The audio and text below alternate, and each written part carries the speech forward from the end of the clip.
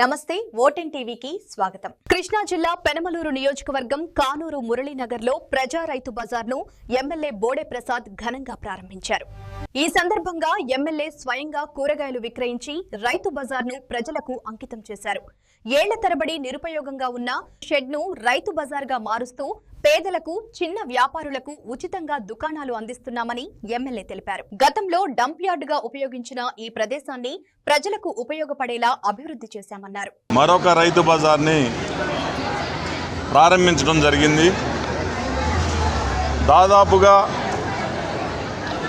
3.5 నుంచి 4 లక్షల మంది ప్రజలు నివాసిస్తున్న ఈ మున్సిపాలిటీలో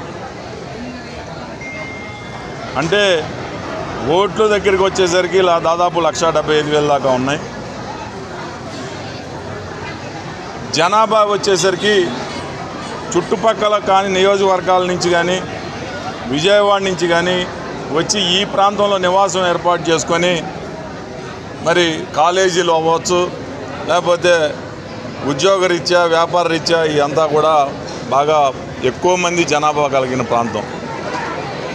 ఈ చుట్టుపక్కల ఎక్కడ కూడా ఒక రైతు బజార్ కూడా లేదు. అయితే మున్సిపాలిటీలో 3 రైతు బజార్లు ప్రారంభించడం జరిగింది.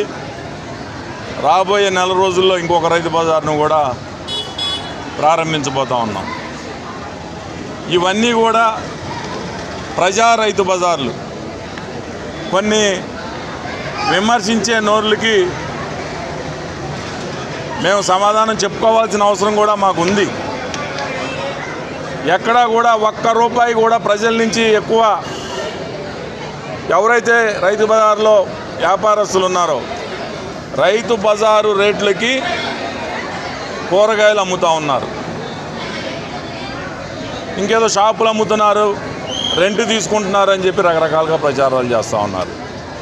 నేను ప్రతిసారి కూడా ఒకటే చెప్తా ఉన్నా, ఎవరికి ₹1 ఇవ్వాల్సిన అవసరం లేదు. మీకు ఎవరికైతే అలాట్ చేశామో వాళ్ళే ఈ షాపు నడుపుకోవాలి. ఎవరికైనా అద్దెకిచ్చినా కానీ అమ్ముకున్నా కానీ అంటే తొలగించబడుతుంది అని చెప్పేసి. ఇది ప్రజలకి ఉపయోగపడుతుంది. తక్కువ ధరకి కూరగాయలు ఎక్కువ మంది ఇక్కడ కొనుక్కోవడానికి ప్రజలకు ఉపయోగపడుతుంది, డబ్బులు ఆదా చేసుకోవడానికి.